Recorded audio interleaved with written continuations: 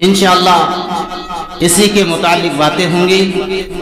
اللہ رب العالمین قرآن مجید کے اندر ارشاد فرماتا ہے، ان الذين قالوا ربنا الله ثم استقاموا تتنزل عليهم الملائكة الا تخافوا ولا تحزنوا وابشروا بالجنة التي كنتم توعدون۔ نہ کوئی ترغیب انسان کو اللہ کے توحید سے ہٹائے، نہ کوئی دنیا للچا سکتی ہے اور نہ کوئی دنیا ڈرا سکتی ہے۔ ان الذين قالوا ربنا الله ثم استقاموا، تکلیف آئے تو بھی گوارا، رنج آئے تو بھی گوارا، محنت آئے تو بھی گوارا، مصیبت آئے تو بھی گوارا، پریشانی آئے تو بھی گوارا، محنت آئے تو بھی گوارا، تکلیف آئے تو بھی گوارا، خوشی آئے تب بھی کوئی بات نہیں۔ توحید۔ آج ہم لغوی مسلمان، صرف زبان پر بولنے والے مسلمان رہ گئے بس۔ اب آئیے حدیث کی طرف چلتے ہیں کہ اللہ کے نبی صلی اللہ علیہ وسلم کے زمانے میں اگر اس طرح کے مسلمان ہوتے، اگر اس طرح کی عورتیں ہوتی تو آج پوری دنیا کے اندر اسلام نہیں پھیلتا۔ لیکن اس وقت کی عورتیں بھی تھی، اپنی جان تو دے سکتے ہیں، اپنے دین کو نہیں چھوڑ سکتے، جان تو دے سکتے ہیں لیکن دین میں کوئی بدلاؤ نہیں کر سکتے، شریعت میں کوئی نئی چیز نہیں لا سکتے۔ امام الانبیاء محمد رسول اللہ صلی اللہ علیہ وسلم کے ساتھیوں نے عملی ثبوت فراہم کیا ہے۔ ایک طرف موت ہے، اور مسلمانوں اپنے گریبان میں جھانک کر دیکھو کہ کیا ہم مسلمان کہلانے کے حق بھی رکھتے ہیں۔ ایک طرف موت ہے، ایک طرف کونین کی دولتیں ہیں، ایک طرف بادشاہوں کی دولتیں ہیں۔ دولت کی طرف پلٹ کر دیکھنا گوارا نہ کیا، دولت کی طرف دیکھنا پسند نہیں کیا۔ امام الانبیاء محمد رسول اللہ صلی اللہ علیہ وسلم کی ایک ساتھی سے غلطی ہو گئی۔ انسان ہے، غلطی ہو جاتی ہے۔ امام کائنات محمد رسول اللہ صلی اللہ علیہ وسلم اس سے روٹ گئے، ناراض ہو گئے۔ روم کے بادشاہ نے پیغام بھیج دیا، آ جاؤ، مدینے کی ٹوٹی پھوٹی بستی میں کیا رکھا ہے، تمہیں وہاں کیا مل جائے گا، میرے پاس آ جاؤ، میں تمہیں اپنی وسیع سلطنت کے کسی ملک کا بادشاہ بناتا ہوں۔ اللہ اکبر۔ اگر اس زمانے میں، اور یہی کہہ کر بس نہیں کیا، پھر میں کسی شاہی خاندان کی بیٹی سے تمہارا نکاح کراتا ہوں، تمہاری شادی کراتا ہوں، راجہ مہاراجہ کی بیٹی سے تمہاری شادی کراتا ہوں، پلٹ آؤ، چھوڑ دو مدینہ کو، چھوڑ دو غریبی کو، چھوڑ دو دکھ والی زندگی کو۔ اس وقت کے مسلمان ہوتے تو دین کو چھوڑ دیتے۔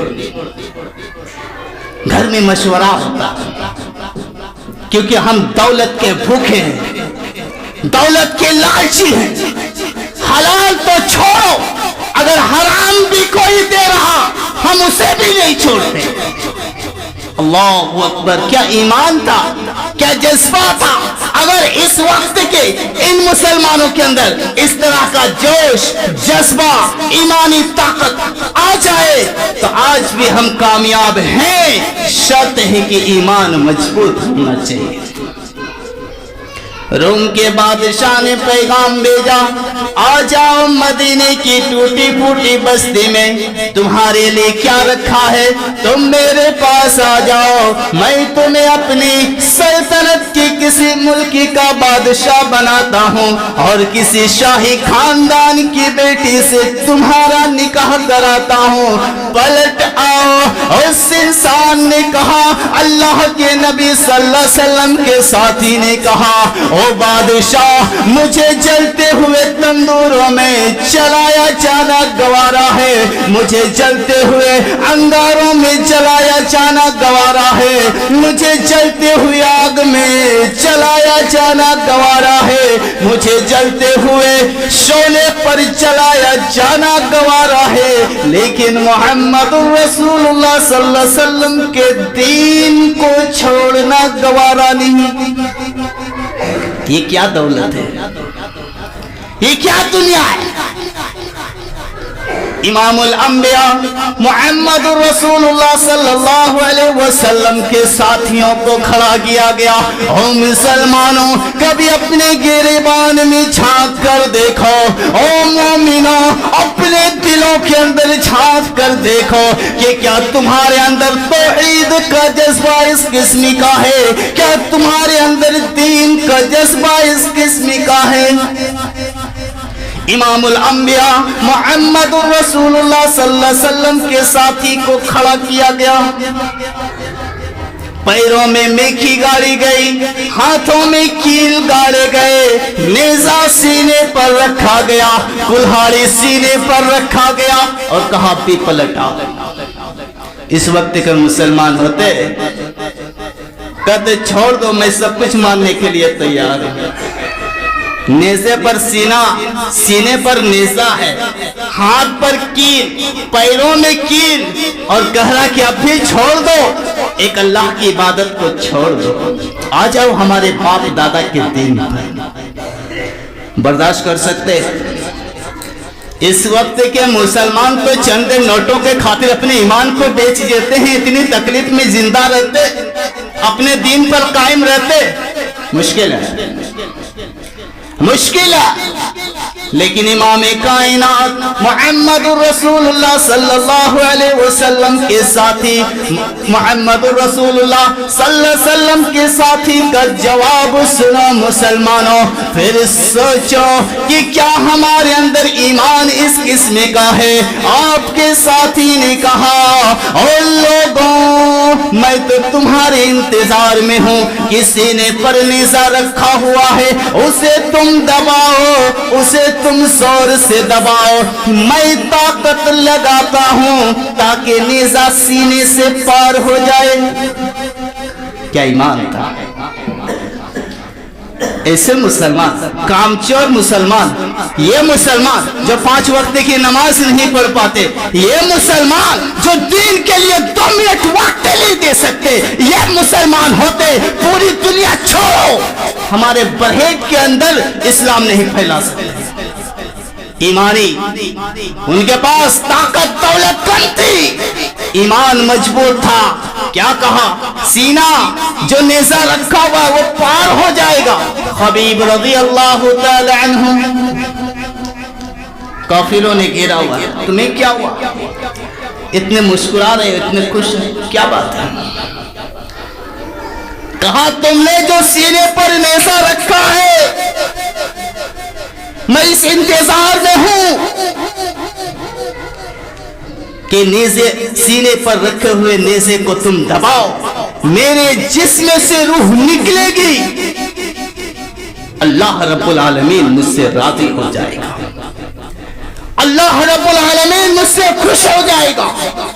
ان الذين قالوا ربنا الله ثم استقاموا, او مسلمانوں اپنے ایمان کو ٹٹولو, او نوجوانوں اپنے عقیدے کے اندر ناظر ڈال کر دیکھو, او بوڑھوں اپنے دلوں میں جھانک کر دیکھو کہ کیا تمہارے اندر توحید کا جذبہ اس قسم کا ہے, کیا تمہارے اندر دین کا جذبہ اس قسم کا ہے. تو یاد رکھنا مسلمانوں, اگر توحید کا جذبہ اس قسم کا ہے, دین کا جذبہ اس قسم کا ہے, ادھر روح نکلے گی, ادھر اللہ رب العالمین جنت میں منتقل کر دے گا. اور اگر توحید کا جذبہ اس قسم کا ہے, تکلیف نہ آئے, پریشانی نہ آئے, کسی مصیبت سے نہ گزرنا پڑے, تب تو ٹھیک ہے. یا کوئی پریشانی آ جائے یا کوئی تکلیف آ جائے یا کچھ مال مل جائے. آج مال میں بہت ایمان ڈگمگا جاتا ہے. بڑوں کے بڑے عالم ہو یا جو بھی ہو، جب مال مل جاتا ہے نا اس وقت ایمان کی قدر و قیمت نہیں ہوتی. جب مال مل جائے تب بھی پیر ڈگمگا جاتے، یا کوئی پاور والا آ جاتا ہے تب بھی دل ڈہل جاتا ہے. تو یاد رکھنا مسلمانوں، ایسا توحید کا عقیدہ، اس قسم کا توحید کا عقیدہ تمہیں جہنم سے بچا کر جنت نہیں عطا کر سکتا، جنت میں داخل نہیں کر سکتا. ایمانی طاقت اس طرح ہونی چاہیے، جان جائے تو جائے، دین میں کوئی خلل پیدا نہیں کر سکتے، دین میں تبدیل نہیں لا سکتے.